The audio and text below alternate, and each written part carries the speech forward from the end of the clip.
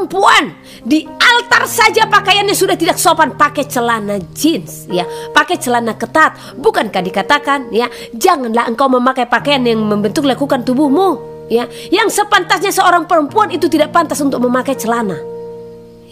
Namun kalau itu di dalam celana panjang terus pakai rok dari luar, itulah yang Elohim kehendaki. Ya, tubuh ini harus benar-benar ditutup di saat datang beribadah kepada Elohim. Jangankan di saat datang beribadah, ya, di tempat saudara pun, ya, keluar bertemu dengan orang lain, ya, ini kan menutup aurat. Jadi pakaian gamis itu pakaian orang muslim itu sesuai dengan firman Elohim. Dan saya katakan memang seperti itulah yang Elohim mau. Terbukti pengalaman hidup saya, ya. Step by step saya dituntun oleh Elohim karena benar dia berbicara, ya. Jadi saya dituntun untuk memakai pakaian yang selayaknya sebagai seorang wanita. Jadi coba saudara perhatikan, saya kemana-mana itu dengan baju yang seperti ini, rok panjang, ya, seperti itu, ya. Jadi sopan di hadapan Elohim, ya. Itu berbicara penghormatan. Penghormatanmu datang di dalam hadirat Elohim. Nah, banyak juga pertanyaan kenapa pakai tudung, ya. Ini sesungguhnya sudah lama Elohim perintahkan kepada saya, namun saya mengabaikan. Nah, ini manusia, sedangkan saya yang sudah dengar suaranya, ya, masih mau mengabaikan. Hingga akhirnya, ya, saya dituntun dan ditegur kembali karena seorang wanita harus memakai tudung di kepalanya, apalagi di saat datang berdoa kepada Elohim, ya, apalagi bernubuat. Nah, di saat kita datang berdoa kepada Elohim, kita harus benar-benar dengan penuh penghormatan, ya. Nah, jadi tudung ini berbicara penghormatan kepada Elohim, ya, supaya tidak banyak tanda tanya, ada kok itu tertulis itu, ya. Nah, oke, kita lanjut, ya. Jadi ingat, di saat engkau datang ke bait suci, ya, namun tidak ada perubahan dalam hidupmu, tidak ada pertobatan dalam hidupmu, maka di sana engkau telah menginjak-injak pelataran bait suci, ya. Karena demikianlah dikatakan kepada mereka, ya. Jadi jangan menginjak-injak bait suci. Jangan engkau memegang gadget di saat engkau datang ke bait suci, ya. Alasan, Bu, buka Alkitab di sana, buka kitab suci di sana, ya. Tahukah kamu bahwa melalui gadgetmu iblis bekerja? Ya. Nanti kamu benar buka Alkitab, ya. Habis itu khotbahnya mulai membosankan saudara, ya. Akhirnya tungleng, entah bagaimanapun nada handphone saudara, ya, bunyi ada pemberitahuan, ada WA. Akhirnya apa? Buka WA, ya. Lagi di mana? Nanti jalan yuk. Nah, karena kebiasaan, ya. Orang-orang yang tidak melakukan sabat tetapi beribadah ke hari Minggu, ya. Hari Minggu ini hari Minggu nih, mereka jadikan menjadi satu hari, ya, yang menjadi waktu santai, holiday, ya. Jadi di mana firman yang mengatakan ingat dan kuduskanlah hari Sabat, ya. Karena banyak orang berprinsip, ya, hari Minggu itu Sabat bagi kami. Ya, kalau memang itu Sabat bagi saudara, di mana pengudusannya? Yang ada apa? Apalagi ibadah-ibadahnya di mall. Pulang dari peribadatan langsung shopping-shopping. Hei, bukankah dikatakan di hari Sabat itu jangan kau mengurus urusanmu? Jadi di mana pengurusan yang kau lakukan? Harinya pun sudah salah, pempraktekannya pun salah, ya. Hari Minggu saudara pergunakan waktu untuk apa? Ya. Untuk jalan-jalan bersama anak-anak, bersama sanak saudara. No, bukan seperti itu yang Tuhan mau. Makanya kuduskan hari Sabat. Jadi hari Sabtu itu berikan waktumu beribadah kepada Elohim. Itulah firman, bukan hari Minggu. Sejarah dijatuhkan kepada hari Minggu. Siapa? Saudara selidiki. Bahkan mereka nantinya yang berdiri sebagai anti Hamasia, mereka lah yang memprakarsai hari peribadatan itu jatuh kepada hari Minggu. Mereka lah yang merubah hukum dan waktu. Apakah engkau sadar akan hal itu? Jadi sadarlah, terbukti itu sudah salah. Dengan apa? Dengan praktek pengudusan yang ada saudara lakukan, ya. Apakah praktek pengudusan hari Sabat itu saudara lakukan di saat saudara mengatakan hari Minggu itu hari Sabat saudara? Hah? Herannya saya, ya. Para yang katanya hamba Elohim menghalalkan, ya sebab Hamasiah sudah bangkit di hari yang ketiga. Apakah ada tertulis aku bangkit hari ketiga? Ya. Dan itu adalah hari pertama di minggu itu. Disitulah hari kebangkitanku. Maka itulah hari peribadatan bagimu. Adakah itu tertulis?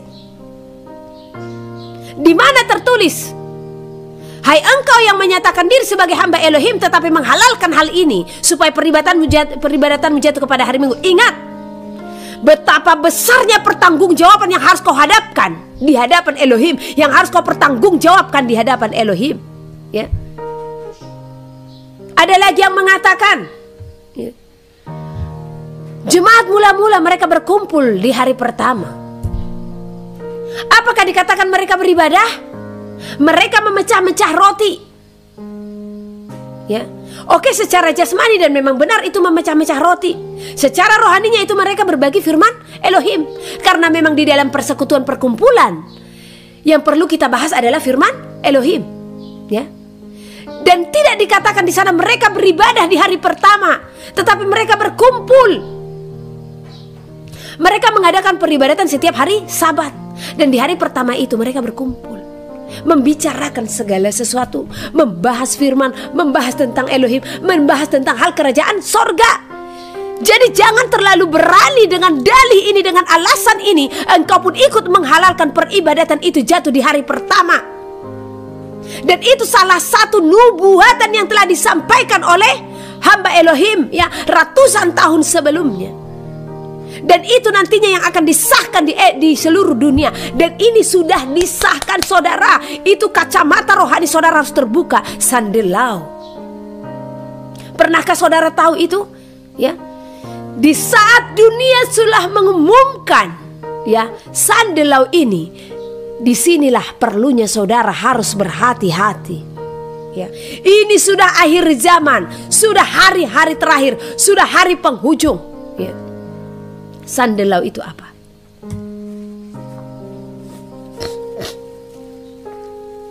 Peribadatan yang ditetapkan di seluruh dunia jatuh kepada hari Minggu. Peribadatan seluruhnya. Ya. Dan ini bagian dari kesepakatan apa? Anti Hamasiah. Karena Elohim berfirman, ingat dan kuduskanlah hari Sabat. Betapa kudusnya itu di hadapan Elohim, saudara. Ya. Jadi engkau yang telah mengetahui firman Elohim, ya, sebenarnya Elohim buka jalan. Ya. Banyak kantor-kantor, banyak sekolah-sekolah yang tutup hari Sabtu. Benar? Tapi apa yang kau lakukan di saat itu? Bekerja, ya, buka gorden, cuci, ngepel, segala macam. Saya katakan lakukan itu di hari Minggu. Tetapi ingat dan kuduskanlah hari Sabat itu. Jadi Sabtu itu engkau dan seisi rumahmu harus benar-benar beribadah dan bersekutu kepada Elohim. Kalau engkau tidak menemukan tempat yang beribadah, karena sulit, ya, sulit. Saya katakan sulit juga, ya, karena banyak denominasi-denominasi yang melakukan Sabat juga. Namun banyak juga penyimpangan-penyimpangan yang telah mereka lakukan, ya. Ada yang melakukannya jauh dari binatang haram dan mereka melakukan Sabat, tetapi tidak ada praise and worship-nya. Mereka tidak mengakui karunia-karunia roh, ya. Ada yang melakukan Sabat, bahkan memanggil nama yang benar, ya. Dan mereka menjauhkan diri dari binatang haram. Tapi apa? Penghakiman dari mulut mereka luar biasa. Ya. Dan banyak pengajaran-pengajaran mereka yang tidak sesuai dengan standar firman Elohim. Ya. Elohim memberikan pengetahuan bagi kita untuk menyelidiki semua ini. Ya. Jadi kalau Ibu Heni beribadah di mana? Di hadiratnya. Ya. Karena Elohim tidak akan bertanya nantinya, "Hei Heni Situmorang, kamu dari gereja mana datang ke sini?" No. Ya. Tetapi yang Elohim selidiki, dia akan membukakan, ya, firman-Nya. Dia akan tunjukkan, ya, dia akan bukakan pasal-pasal atau perundang-undangan, atau tepatnya hukum-hukum, ketetapan, peraturan dan perintah serta larangan yang diberitakannya di bait suci. Ini kita yang akan dihakimi, ya. Nanti Elohim akan melihat. Tertulis di dalam kitab ini, ayat ini pasal yang kesini, ya, begini dan begitu. Apakah engkau telah melakukannya selama di bumi dan ditemukan engkau tidak melakukannya? Ya. Elohim tidak tanya, ya, engkau dari gereja mana? No, Elohim tidak tanya itu. Ya. Di sini pentingnya kita untuk berpengertian. Nah, jadi kalau engkau sudah mengetahui sabat namun engkau tidak menguduskannya, barang siapa yang sudah mendengar suara Elohim, jangan keraskan hatimu. Karena semakin banyak kita tahu, maka semakin banyak dituntut. Karena di hari penghakiman nanti Elohim katakan, kenapa engkau tidak menguduskan sabat bagiku? Ya, saya kan sudah datang hari Minggu, bukankah engkau tahu? Kuduskanlah hari sabat. Nah, saya katakan kelihatan hari pertama itu memang bukan perintah Elohim, bukan itu kebenarannya. Terbukti dari apa, ya?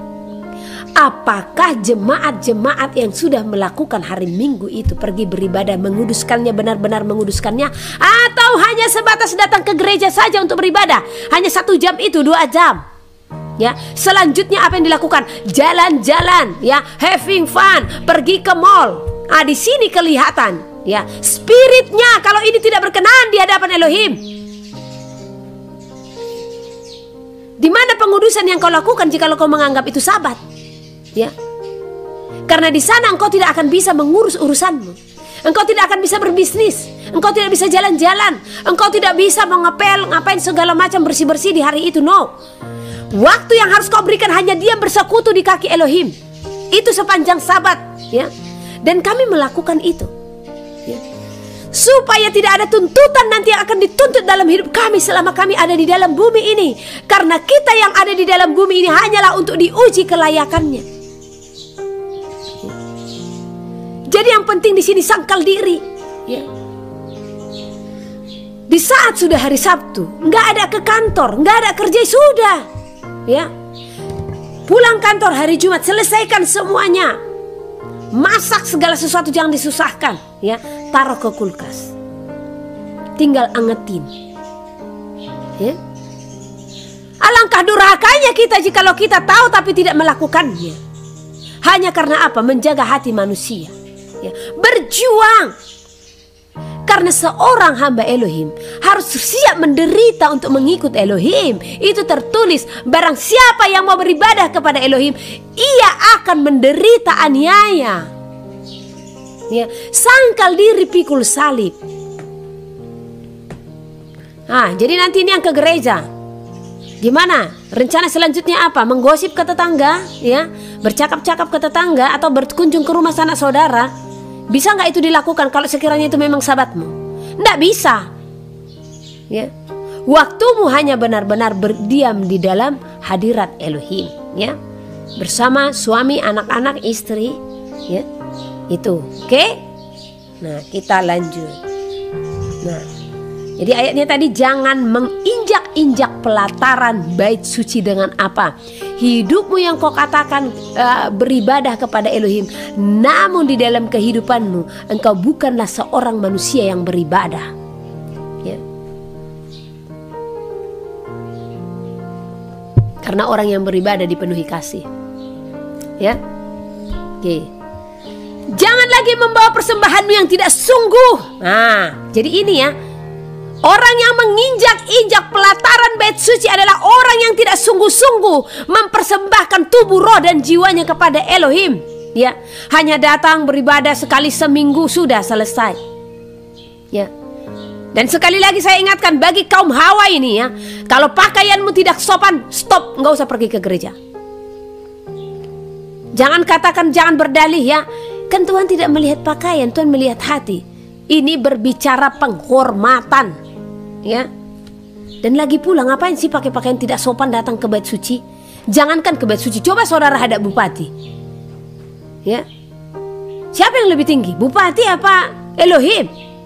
Masakan ke bupati bisa kamu pakai pakaian sopan, ya kan, pakai blazer segala macam, datang beribadah ke bait suci pakai tangan segini, jangankan segini, you can see, ya. Saya pernah melihat, sampai saya screenshot, ya, ibadahnya di live streaming kan, ya. Nah, ini bertobat ini gereja-gereja yang seperti ini. Diperhatikan WL singernya, ya. Setidak-tidaknya kalianlah yang di altar itu yang menghormati dan memberikan contoh kepada jemaat, ya. Masakan WL-nya pakai you can see, diangkat tangan seperti ini.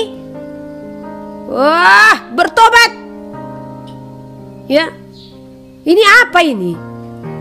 Jadi para pendeta-pendeta pun lihat jemaatmu. Jangan WL pakai celana ketat, ya.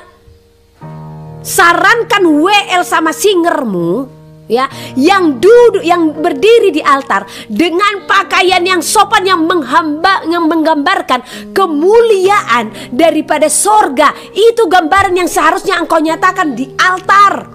Jangan gambaran Lucifer yang kau nyatakan di altar, ya. Kebanyakan gereja-gereja, ya, itu menggambarkan keluciferan, saya katakan. Kenapa saya katakan demikian, ya? Altarnya hitam, pakaiannya hitam. Kenapa menggambarkan kegelapan sih, ya? Plafonnya hitam supaya apa?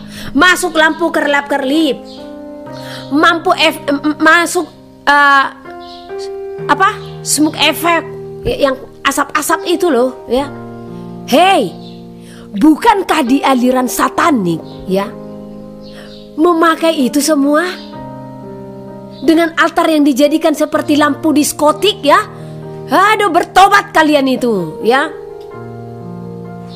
Bertobat. Para engkau pendeta-pendeta yang mengizinkan hal-hal ini terjadi di dalam altarmu, saya katakan bertobat, ya. Bukankah iblis bekerja dari segala aspek, ya. Dari benda pun dia bekerja. Bukankah dia gambarkan kehadirannya tetapi engkau tidak menyadarinya, ya. Ini tempat saya ini, tempat kita ini beribadah ini, ya. Ini kayu. Walau hanya bangunan kecil, ya. Dulu saya maunya ini sesuai daging saya, ya. Warnanya warna natural, klasik, warna kayu. Tetapi ini kan rumahnya, kediamannya, ya, di dalam melalui tubuh kita juga, ya. Apa yang dikatakan? Supaya saya memberikan warnanya ini putih. Saya katakan kepada Elohim, Bapak, ini di hutan. Ya, apakah putih itu tidak warna mencolok, ya? Luar dalam ini putih, ya. Tetapi Elohim mau warnanya ini putih, ya. Sudah, saya kan mengabdi penuh kepadanya, menghamba penuh kepadanya. Apa yang Elohim katakan saya harus taati. Saya harus merongrong keinginan saya. Karena apa? Saya lebih menonjolkan apa yang Tuhan mau daripada apa yang saya mau. Untuk apa saya menonjolkan apa yang saya mau, ya? Nah, setelah semua ini selesai, ya, saya melihat ternyata benar harus putihlah ini. Kenapa? Ya. Dan gambarannya pun segar, bersih, ya. Tambah lagi pakaian saya yang putih, ya kan? Tapi coba lihat gereja-gereja. Saya pernah beribadah di satu tempat, ya. Di saat saya beribadah di satu tempat ini besar ini, salah satu gereja terbesar juga di Indonesia, ya. Segitu masuk, di pintu masuk saya sudah melihat si Lucifer. Karena ya terpujilah Elohim, ya. Elohim selalu membukakan kepada saya keberadaan Lucifer langsung, bukan hanya antek-anteknya, ya. Dan dia yang sering berbicara kepada saya, ya, untuk mengejek, ya. Dia sering berbicara itu, menunjukkan bagaimana umat manusia. Karena 2017 dia pernah mengklaim, ya. Dia bilang, lakukan pekerjaanmu dan kulakukan pekerjaanku, katanya. Pekerjaan saya apa? Menuntun saudara, membawa saudara untuk mengenal kebenaran firman. Ini 2017 kejadiannya, ya. Dan tugas dia apa? Dia menyesatkan umat Elohim, ya. Dia bilang sama saya, kamu tahu siapa aku, katanya, dan aku tahu siapa kamu, tetapi manusia tidak mengenal siapa kamu, katanya. Benar, karena banyak orang yang tidak tahu bahwa roh Elohim lah yang diam dalam saya. Makanya terlalu gampang bagi mereka mencela, menghujat, ya, mengatakan Ibu Heni nabi palsu. Saya tidak mengklaim diri saya nabi, ya. Saya tidak mengklaim diri saya pendeta, saudara saja yang memberi gelar itu kepada saya. Tetapi itu bukan satu kebanggaan bagi saya. Saya tetap jemaat Elohim. Saya tetap domba Elohim, ya. Iblis tahu, Lucifer tahu kalau saya berasal daripada Elohim. Tetapi banyak manusia yang tidak tahu kalau saya berasal daripada Elohim, ya. Makanya dia katakan, lakukan pekerjaanmu dan aku akan melakukan pekerjaanku, katanya. Dengan geram dia mengatakan itu. Dan sering dia muncul, ya. Dan dia masih ada selagi dunia ini ada. Iblis itu masih ada, ya, jangan salah, ya. Tetapi yang menjadi satu rahasia yang harus saudara kerjakan apa? Jangan iblis itu bisa merasukimu, ya. Dengan kedengkianmu, dengan keirian hati, dengan kebebalan, kekerasan hati, ya. Dengan kekecewaanmu, dengan kegeraman, kemarahanmu, itu engkau mengizinkan dia merasukimu, mementingkan diri sendiri. Nah, jadi bukan kita tidak bisa merasakan atau melihat si jahat itu, Bu, ya. Tetapi jangan izinkan dia untuk mencobaimu. Jangan izinkan dia bekerja dalam hidupmu. Itu hal yang harus engkau ketahui, ya. Nah, saat itu saya pergi beribadah di salah satu gereja yang cukup terkenal di Indonesia.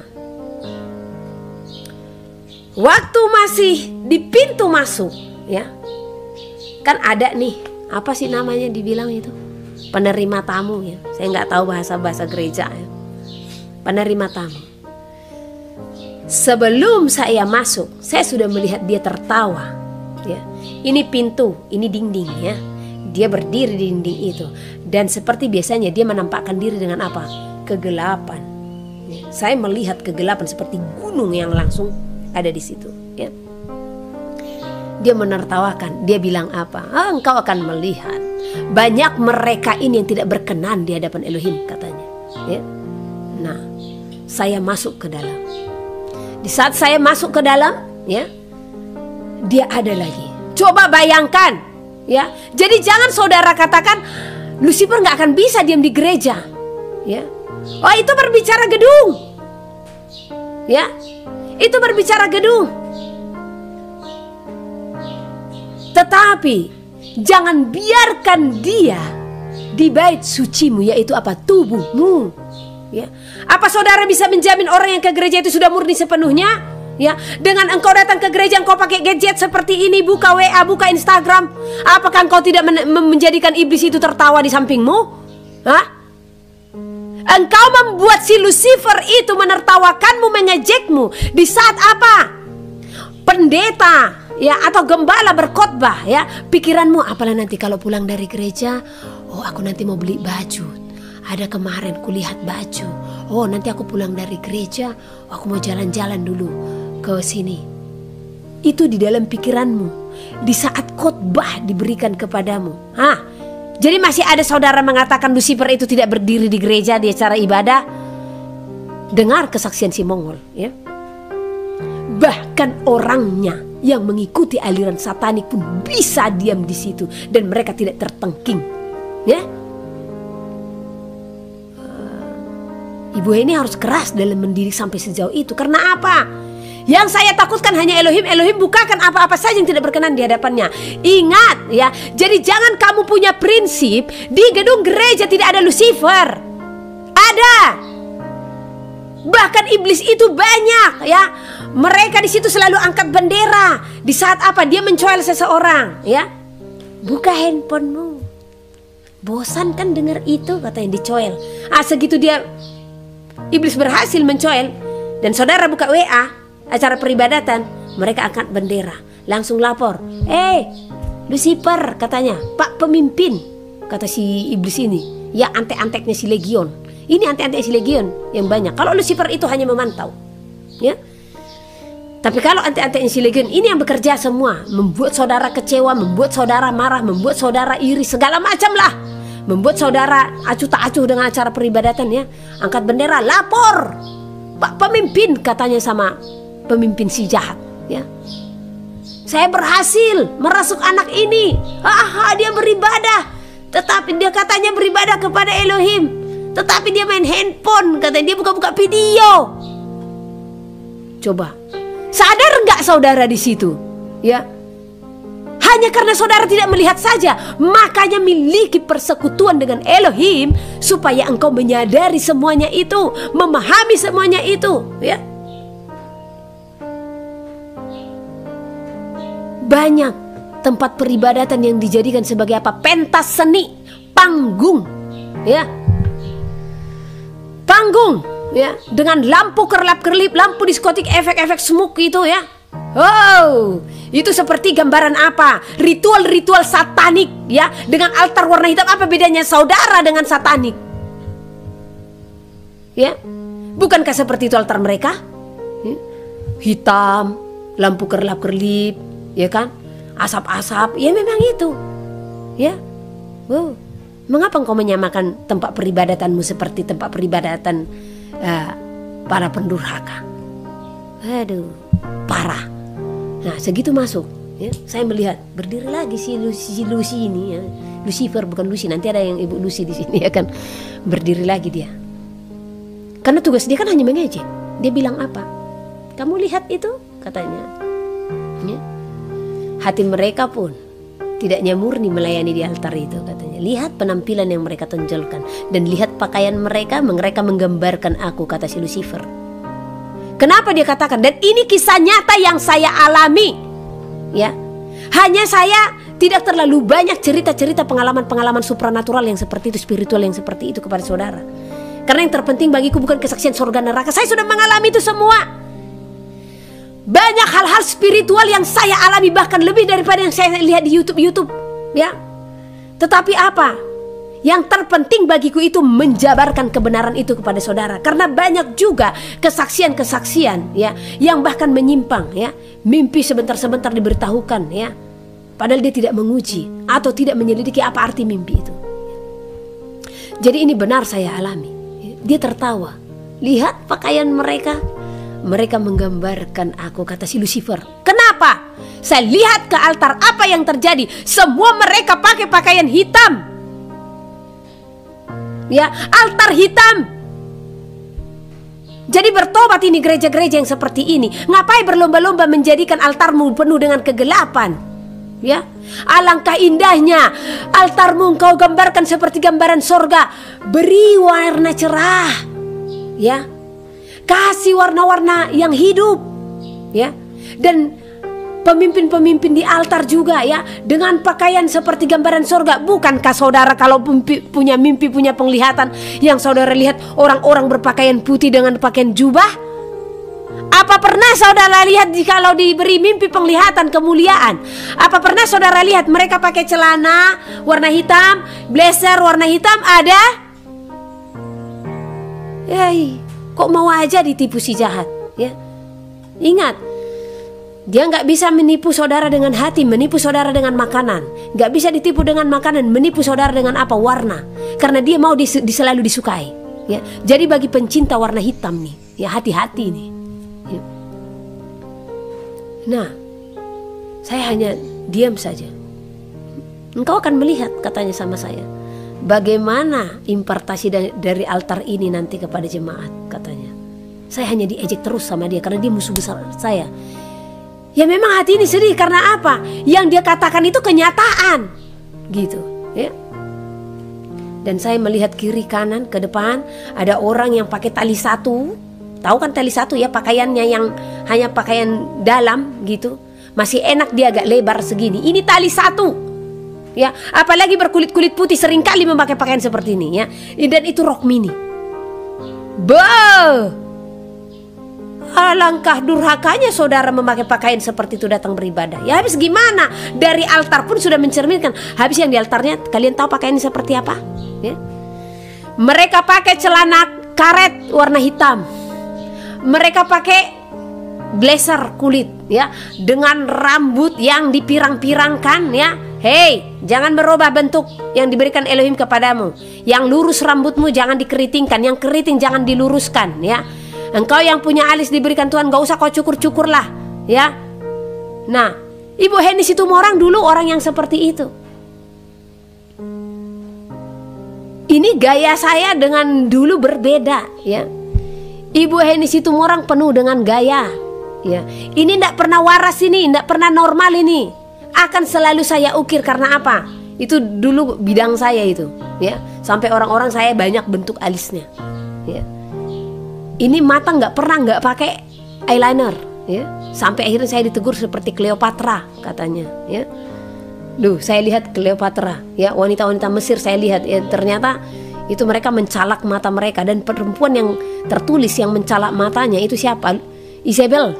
Dari situ saya bertobat. Jadi saya nggak pernah pakai apa-apa ke mata saya ini. Dan ini pure, nggak ada lagi apa-apa. Saya tidak mencukur alis, saya tidak mencat rambut lagi, ya.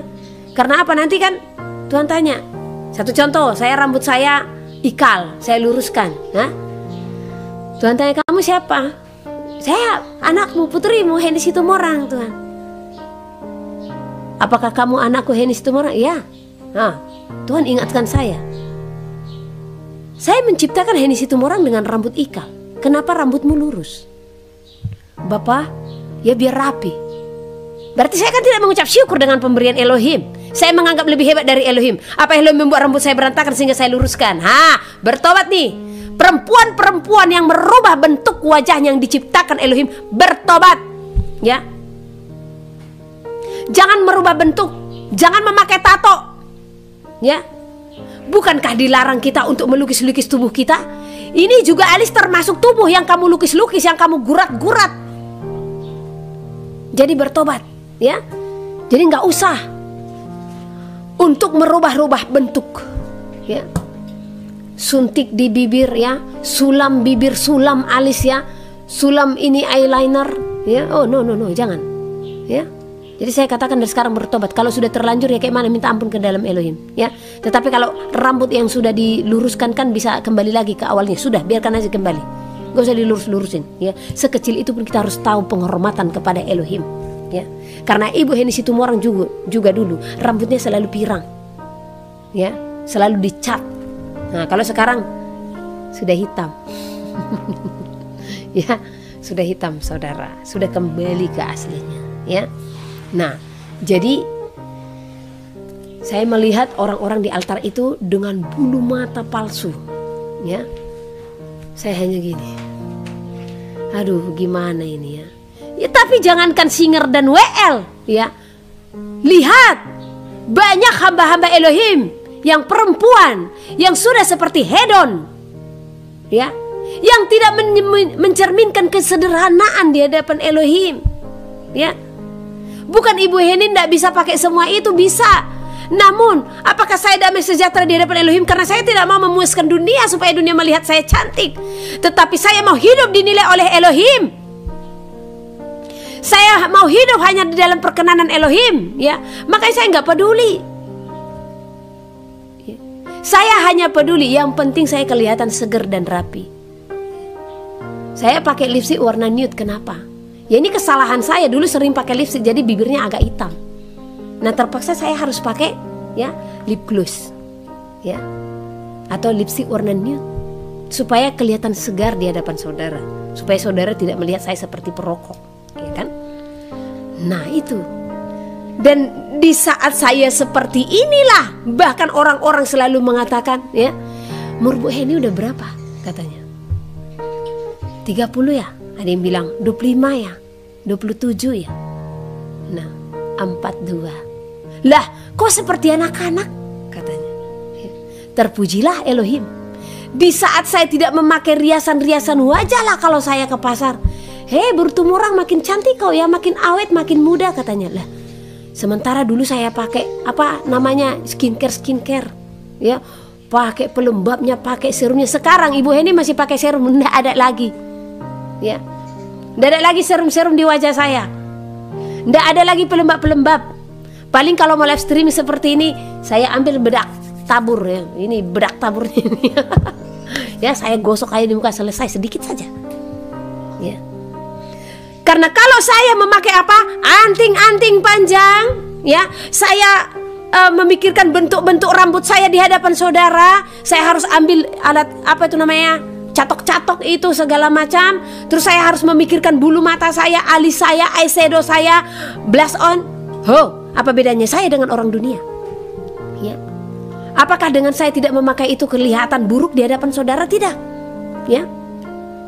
Itulah gambaran daripada apa? Kekayaan Elohim. Karena apa? Seperti inilah kita dijadikannya. Karena kalau saya menunjukkan ya wajah saya kecantikan melalui make up itu, ya, maka di sana saya tidak menunjukkan kekayaan yang diberikan Elohim kepada saya. Jadi bertobat nih yang tukang rias, ya. Karena Ibu Heni dulu hobinya merias. Tetapi semenjak saya kenal Elohim, semuanya itu lepas daripada hidup saya. Ya, saya mau untuk hidup saya tidak menginjak-injak bait suci, tetapi saya mau hidup saya benar-benar mencerminkan kemuliaan Elohim. Ya, saya kan nggak capek. Kalau satu contoh ya, saya berdoa dan tiba-tiba kuasa Elohim ada. Ya, kalau saya pakai eyeliner, saya pakai bulu palsu, ya saya harus menjaga-jaga ini untuk menangis. Ya kan nggak plong dong rasanya. Ya. Apalagi kalau maskaranya bukan waterproof, ya, capek kali saudara untuk hidup di dalam kepalsuan. Nggak enak hidup di dalam kepalsuan, sangat tidak enak. Ya. Nah setelah saya melepas itu semua, ya, di situ saya bisa berurai air mata ya. Mau saya hapus air mata saya kan tidak belepotan, ya. Ayo perempuan-perempuan, hiduplah sederhana. Karena sesungguhnya bukan makeupmu yang menyenangkan suamimu, ya. Nah karena banyak suami-suami sangat suka dengan kesederhanaan, asalkan apa? Kita bersih, kita rapi, itu saja ya. Jangan pula engkau bermakeup pria tetapi rumahmu sangat jorok ya kan, dapurmu jorok ya. Ini saya sering seperti itu melihat orang-orang yang udah katanya anak-anak Elohim ya, tiba giliran saya ke kamar mandi, saya ke dapur, saya melihat kejorokan luar biasa ya. Aduh, tolong jangan ya. Orang-orang di dalam Elohim itu dia akan bersih ya. Jadi lihat dapurmu, lihat ruanganmu ya. Karena engkau kan akan menjadi contoh juga jika lo melakukan hal itu. Oke, lanjut ya. Yesaya tadi. Jadi itu pesan singkatnya. Sebenarnya udah jadi cukup dalam, cukup panjang ya. Pesannya bagi gereja-gereja ya, jangan cerminkan ya keberadaan Lucifer melalui apa? Cara berpakaianmu, altarmu ya. Ketawa dia ya, ketawa. Jadi pernah lagi saya ke satu gereja. Kembali saya lihat dia berdiri. Dia bilang apa? Kamu lihat ini, semua jemaat-jemaat ini saat itu saya di gereja yang tidak kuat Presiden Worship. Ya, karena saya pergi ke gereja manapun saya pergi.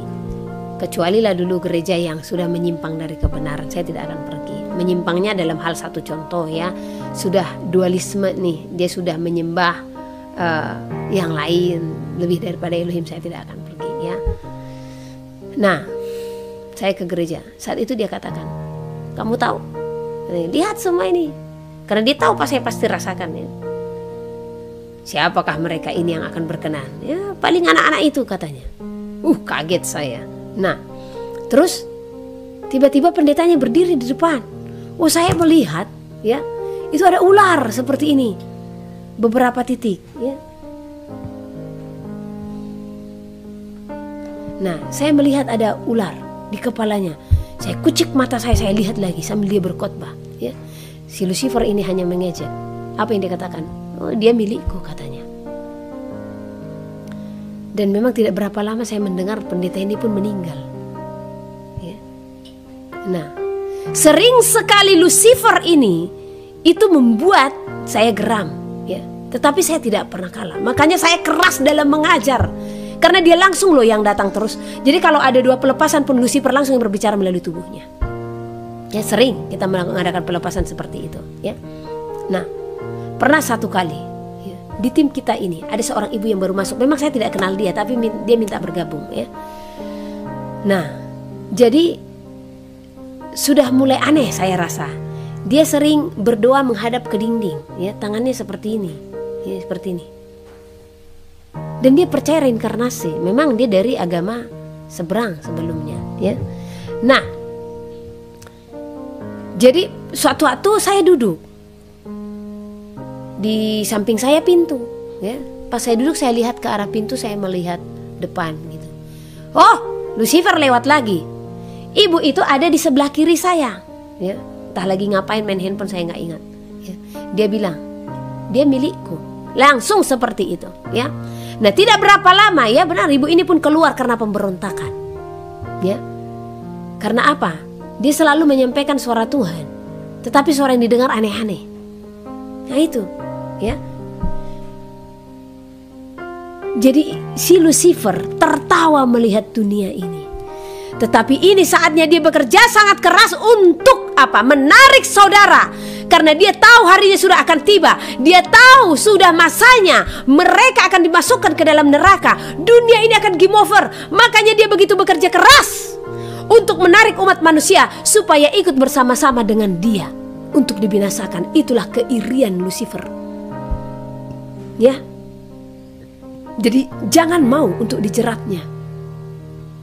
Dari segala hal jangan mau. Ya. Makanya kalau engkau katakan engkau cinta kepada Elohim, ya, persembahkan tubuh, roh dan jiwamu dengan sungguh. Karena di sini dikatakan jangan lagi membawa persembahanmu yang tidak sungguh. Jadi mereka menginjak-injak pelataran di saat mereka membawa persembahan yang tidak sungguh. Ya. Sebab baunya adalah kejijikan bagiku.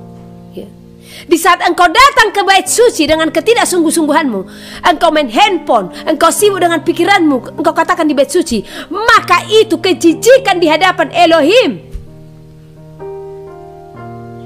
Kalau kamu merayakan bulan baru dan Sabat atau mengadakan pertemuan-pertemuan, aku tidak tahan melihatnya, karena perayaan itu penuh dengan kejahatan. Kenapa dikatakan penuh kejahatan? Ya, karena banyak orang melakukan kejahatan, perayaan-perayaan yang ada apa? Pesta pora. Seperti di NTT ya, Sulawesi juga. Mau acara mereka buat Natal ya, acara gereja apapun ya, seperti di Soe itu ya, ada perayaan untuk memperingati anggur, air yang menjadi anggur itu ya. Yang ada apa? Pesta pora jadinya ya, mabuk-mabukan ya. Apa ini berkenan di hadapan Elohim? Apa ini tidak kejijikan di hadapan Elohim? Ya, bertobat dari hal ini ya. Engkau yang menyatakan diri merayakan Natal, merayakan kelahiran Elohim ya, namun dengan pesta pora ya, dengan dance ya, durhaka itu ya. Itu kejijikan di hadapan Elohim. Bukankah sesungguhnya di saat engkau memang merayakannya ya, engkau memberikan hati dan perenunganmu akan kelahirannya di dalam hidupmu, yang seharusnya di saat engkau telah menerima dia lahir dalam hidupmu, maka tidak ada lagi hidupmu yang terombang-ambingkan ya. Sekarang marah, besok enggak, besoknya marah. Nah, seperti itu. Enggak ada lagi ya. Jadi kalau engkau merayakan yang namanya Natal, engkau katakan merayakan kelahirannya, tapi penuh dengan pesta pora, apalagi di tanah Batak ya. Karena saya dulu pernah terlibat, ada namanya lelang ya, nanti kami buat minuman bir itu ya. Nah, ada nanti ayam panggang ya, lelang 1, 2, 3. Habis ada yang meminta ya 400.000 dari saya. Apa ini, dia acara Natal loh ya. Nah, jadi habis itu ya dihantarkan ini nanti dengan apa? Lagu-lagu dunia ya, sambil joget-joget nanti yang megang apa ini? Bir ini ya. Bir itu minuman keras ya. Ngapain sih harus dipersembahkan? Apa itu? Itulah, dari situ aja sudah kelihatan tidak berkenan ya. 25 Desember itu hari apa itu ya? Pelajari itu. Oke? Perayaan-perayaan bulan barumu dan pertemuan-pertemuanmu yang tetap, aku benci melihatnya. Semuanya itu menjadi beban bagiku. Aku telah payah menanggungnya.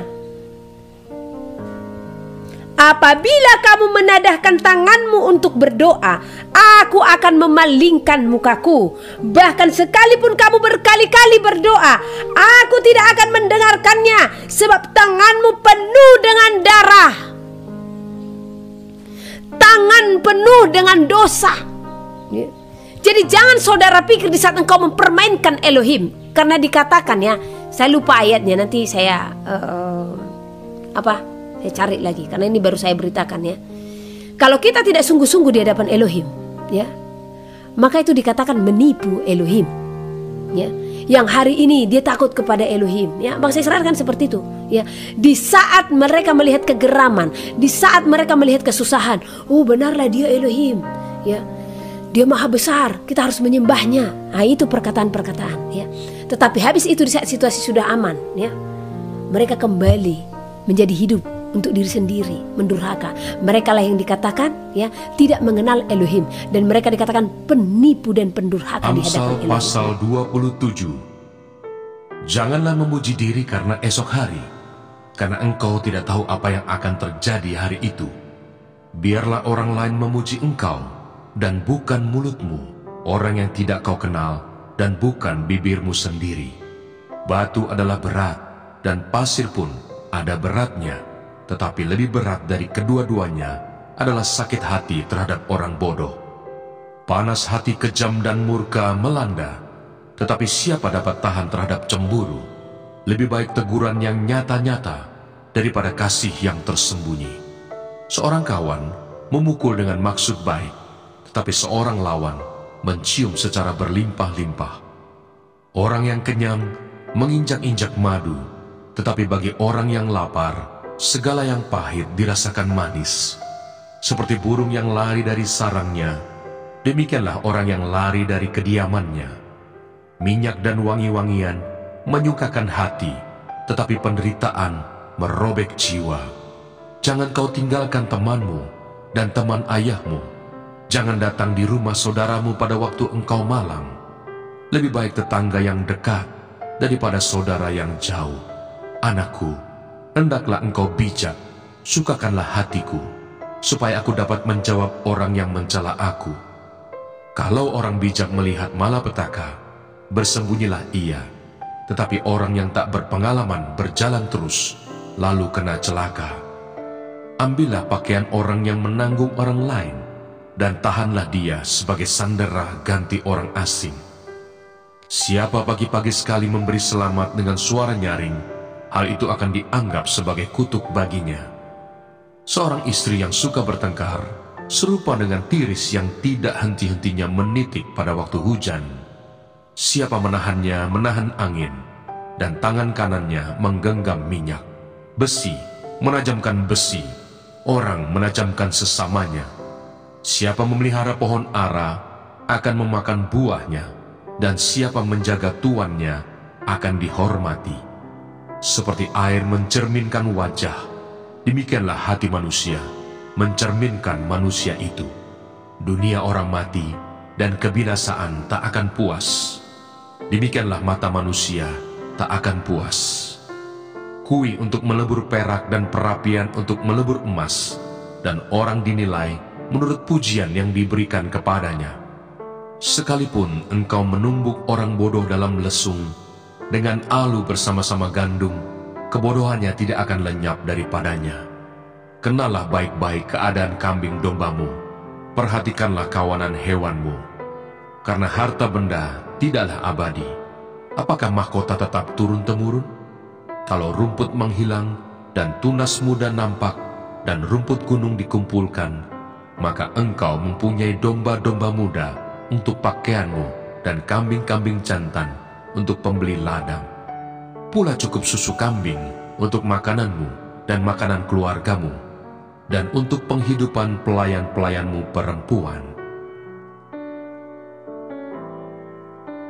Amsal pasal 28. Orang fasik lari, walaupun tidak ada yang mengejarnya, tetapi orang benar merasa aman seperti singa muda. Karena pemberontakan negeri, banyaklah penguasa-penguasanya, tetapi karena orang yang berpengertian dan berpengetahuan, tetaplah hukum. Orang miskin yang menindas, orang-orang yang lemah, adalah seperti hujan deras, tetapi tidak memberi makanan. Orang yang mengabaikan hukum memuji orang fasik, tetapi orang yang berpegang pada hukum menentangnya. Orang yang jahat tidak mengerti keadilan, tetapi orang yang mencari Tuhan mengerti segala sesuatu. Lebih baik orang miskin yang bersih kelakuannya daripada orang yang berliku-liku jalannya, sekalipun ia kaya. Orang yang memelihara hukum adalah anak yang berpengertian, tetapi orang yang bergaul dengan pelahap mempermalukan ayahnya. Orang yang memperbanyak hartanya dengan riba dan bunga uang, mengumpulkan itu untuk orang-orang yang mempunyai belas kasihan kepada orang-orang lemah. Siapa memalingkan telinganya untuk tidak mendengarkan hukum, juga doanya adalah kekejian. Siapa menyesatkan orang jujur ke jalan yang jahat, akan jatuh ke dalam lubangnya sendiri. Tetapi orang-orang yang tak bercela akan mewarisi kebahagiaan. Orang kaya menganggap dirinya bijak, tetapi orang miskin yang berpengertian mengenal dia. Jika orang benar menang, banyaklah pujian orang. Tetapi jika orang fasik mendapat kekuasaan, orang menyembunyikan diri. Siapa menyembunyikan pelanggarannya tidak akan beruntung, tetapi siapa mengakuinya dan meninggalkannya akan disayangi. Berbahagialah orang yang senantiasa takut akan Tuhan, tetapi orang yang mengeraskan hatinya akan jatuh ke dalam malapetaka. Seperti singa yang meraung atau beruang yang menyerbu, demikianlah orang fasik yang memerintah rakyat yang lemah. Seorang pemimpin yang tidak mempunyai pengertian keras penindasannya, tetapi orang yang membenci laba yang tidak halal memperpanjang umurnya. Orang yang menanggung darah orang lain akan lari sampai ke liang kubur. Janganlah engkau menahannya. Siapa berlaku tidak bercela akan diselamatkan, tetapi siapa berliku-liku jalannya akan jatuh ke dalam lubang. Siapa mengerjakan tanahnya akan kenyang dengan makanan, tapi siapa mengejar barang yang sia-sia akan kenyang dengan kemiskinan. Orang yang dapat dipercaya mendapat banyak berkat, tetapi orang yang ingin cepat menjadi kaya tidak akan luput dari hukuman. Memandang bulu tidaklah baik, tetapi untuk sekerat roti orang membuat pelanggaran. Orang yang kikir tergesa-gesa mengejar harta dan tidak mengetahui bahwa ia akan mengalami kekurangan. Siapa menegur orang akan kemudian lebih disayangi daripada orang yang menjilat. Siapa merampasi ayah dan ibunya dan menyangka bahwa itu bukan suatu pelanggaran, ia sendiri adalah kawan si perusak. Orang yang loba menimbulkan pertengkaran, tetapi siapa percaya kepada Tuhan diberi kelimpahan. Siapa percaya kepada hatinya sendiri adalah orang bebal, tetapi siapa berlaku dengan bijak akan selamat. Siapa memberi kepada orang miskin tak akan berkekurangan, tetapi orang yang menutup matanya akan sangat dikutuki. Jika orang fasik mendapat kekuasaan, orang menyembunyikan diri, tetapi jika mereka binasa, bertambahlah jumlah orang benar. Amsal pasal 29. Siapa bersih tegang leher, walaupun telah mendapat teguran, akan sekonyong-konyong diremukkan tanpa dapat dipulihkan lagi. Jika orang benar bertambah, bersukacitalah rakyat. Tetapi jika orang fasik memerintah, berkeluh kesahlah rakyat. Orang yang mencintai hikmat menggembirakan ayahnya, tetapi siapa yang bergaul dengan pelacur memboroskan harta. Dengan keadilan seorang raja menegakkan negerinya, tetapi orang yang memungut banyak pajak meruntuhkannya. Orang yang menjilat sesamanya membentangkan jerat di depan kakinya. Orang yang jahat terjerat oleh pelanggarannya, tetapi orang benar akan bersorak dan bersukacita. Orang benar mengetahui hak orang lemah, tetapi orang fasik tidak mengertinya. Pencemooh mengacaukan kota, tetapi orang bijak meredakan amarah. Jika orang bijak berperkara dengan orang bodoh ini mengamuk dan tertawa, sehingga tak ada ketenangan. Orang yang haus akan darah membenci orang saleh, tetapi orang yang jujur mencari keselamatannya. Orang bebal melampiaskan seluruh amarahnya, tetapi orang bijak akhirnya meredakannya. Kalau pemerintah memperhatikan kebohongan, semua pegawainya menjadi fasik. Si miskin dan si penindas bertemu, dan Tuhan membuat mata kedua orang itu bersinar. Raja yang menghakimi orang lemah dengan adil, tahtanya tetap kokoh untuk selama-lamanya. Tongkat dan teguran mendatangkan hikmat, tetapi anak yang dibiarkan mempermalukan ibunya. Jika orang fasik bertambah, bertambahlah pula pelanggaran, tetapi orang benar akan melihat keruntuhan mereka. Didiklah anakmu, maka ia akan memberikan ketentraman kepadamu dan mendatangkan sukacita kepadamu. Bila tidak ada wahyu, menjadi liarlah rakyat. Berbahagialah orang yang berpegang pada hukum. Dengan kata-kata saja seorang hamba tidak dapat diajari, sebab walaupun ia mengerti, namun ia tidak mengindahkannya. Kau lihat orang yang cepat dengan kata-katanya. Harapan lebih banyak bagi orang bebal daripada bagi orang itu. Siapa memanjakan hambanya sejak muda, akhirnya menjadikan dia keras kepala. Si pemarah menimbulkan pertengkaran, dan orang yang lekas gusar banyak pelanggarannya. Keangkuhan merendahkan orang, tetapi orang yang rendah hati menerima pujian. Siapa menerima bagian dari pencuri, membenci dirinya. Didengarnya kutuk, tetapi tidak diberitahukannya.